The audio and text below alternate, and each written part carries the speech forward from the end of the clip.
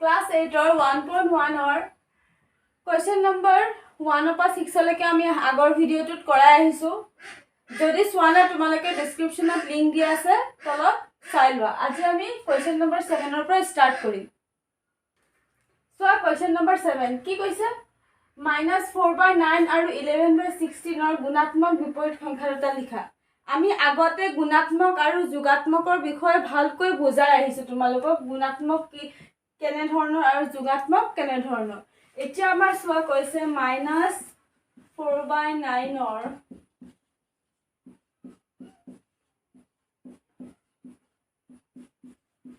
গুণাত্মক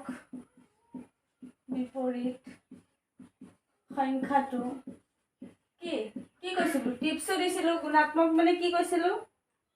সংখ্যাটো কালি উল্টি যাব আৰু যোগাত্মকত কৈছিলো মাইনাস প্লাসটো চেঞ্জ হ'ব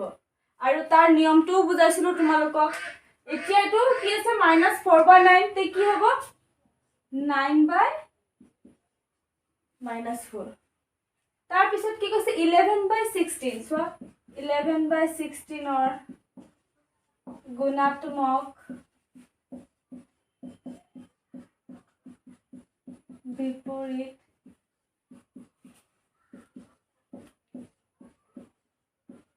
সংখ্যাটো কি হবে তো সসুন 11/16 আছে তে উল্টি গলে কি হ'ব 16/11 নেক্সট কোয়েশ্চন নম্বৰ 8 নেক্সট সোয়া কোয়েশ্চন নম্বৰ 8 তলৰ সংখ্যা দুটাৰ প্ৰতিক্ৰম লিখা এটা কথা মনত ৰাখিবা গুণাত্মক আৰু প্ৰতিক্ৰম সেম প্ৰতিক্ৰম মানে কি উল্টা একৰ উল্টাটো কি 1/1 2/3 উল্টাটো কি হ'ব 3/2 প্ৰতিক্ৰম মানে উল্টাই দিয়া গুণাত্মক আৰু প্ৰতিক্ৰম সেম এতিয়া আমাৰ 2/3 আছে 2/3 ৰ প্ৰতিক্ৰমটো কি প্ৰতিক্ৰম কি 3/2 ঠিক তেনেদৰে 2 নম্বৰ কৈছে আমাৰ -5/12 -5/12 ৰ প্ৰতিক্ৰমটো কি হ'ব -5/12 ৰ প্ৰতিক্ৰম 12/-5 আছে নেক্সট আমাৰ কোয়েশ্চন নম্বৰ 9 তোমালোকে নোট কৰি লোৱা নেক্সট হোৱা কোয়েশ্চন নম্বৰ 9 প্ৰতিক্ৰমৰ লগত একে হোৱা পৰিমেয় সংখ্যা দুটা কি কি মানে প্ৰতিক্ৰম মানে কি কৈছো উল্টা গুণাত্মক আৰু প্ৰতিক্ৰম সেম বুজিবা এতিয়া প্ৰতিক্ৰম এটা হৈছে 2/3 উল্টা ইয়াৰ উল্টাটো কি হ'ব 3/2 মানে প্ৰতিক্ৰম এতিয়া আমাক কৈছে প্ৰতিক্ৰমৰ লগত একে মানে এনেকুৱা এটা সংখ্যা আছে যেটো আমাৰ প্ৰতিক্ৰম কৰিলে ওপৰটো সেম সংখ্যা থাকে তলটো সেম হয় এতিয়া সসু আমি এটা উল্টাই দিলে ওপৰ 3 হয় তলত 2 হয় ওপৰটো 3 তলটো 3 হ'ব জানো নহয় এতিয়া আমাৰ এনেকুৱা সংখ্যা যেটো প্ৰতিক্ৰমৰ লগত পৰিমেয় সংখ্যা কিটা সেম হয় এটা 1 টো প্ৰতিক্ৰম কি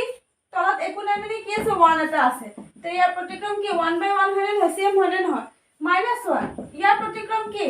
1/-1 1 এ হৈছে না উল্টাই দিলে দুইফালে কি আছে 1 সেই কাৰণে আমাক খুদিছে যে প্ৰতিক্ৰমৰ লগত একে হোৱা পৰিমেয় সংখ্যা দুটা কি মানে এটো পৰিমেয় সংখ্যা হয় না p/q আকাৰত আছে নে নাই p/q আকাৰত আছে নে নাই একে আছে নে নাই পৰিমেয় সংখ্যা কিটা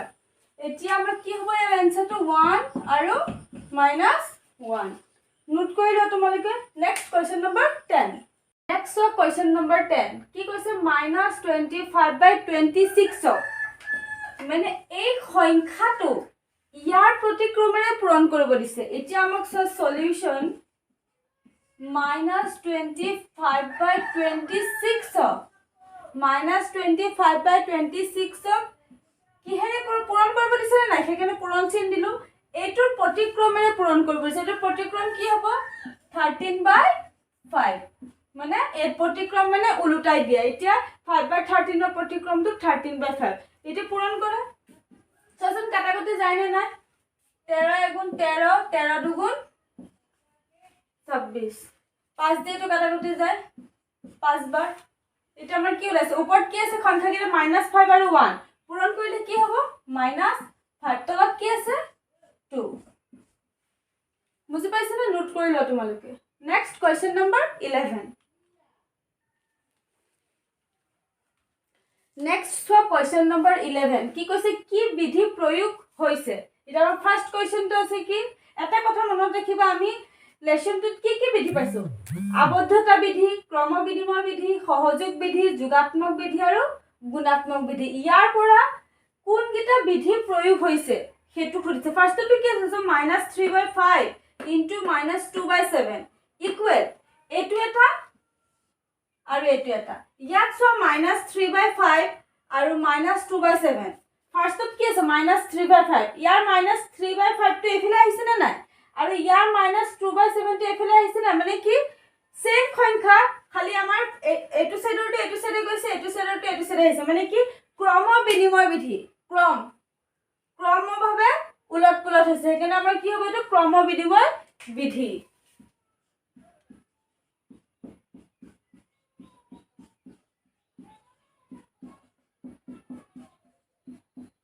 নেক্সট টু সোৱা কি কৈছে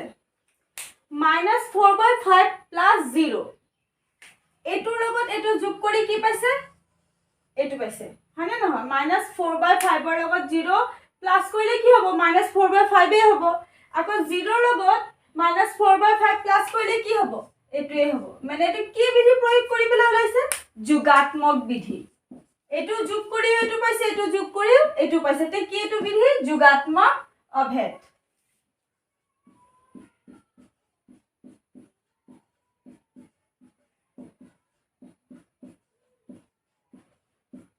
নেক্সট কি কৈছে সোৱা 2/9 * 1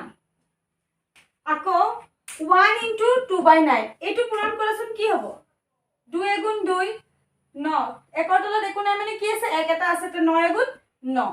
আকৌ সেম এটোৰ লগত এটো পূৰণ কৰা এবাৰ এটোৰ লগত 1 পূৰণ কৰিছিল 1 ৰ লগত 2/9 পূৰণ কৰিলে কি হ'ব 2/9 তে এটো কি কৰি পেলাই আমি 2/9 টো পাইছো পূৰণ কৰি পাইছো না নাই তে কি হ'ব পূৰণ মানে কি গুণাত্মক গুণ মানে কি পূৰণ হয় না নহয় গুণাত্মক অভেদ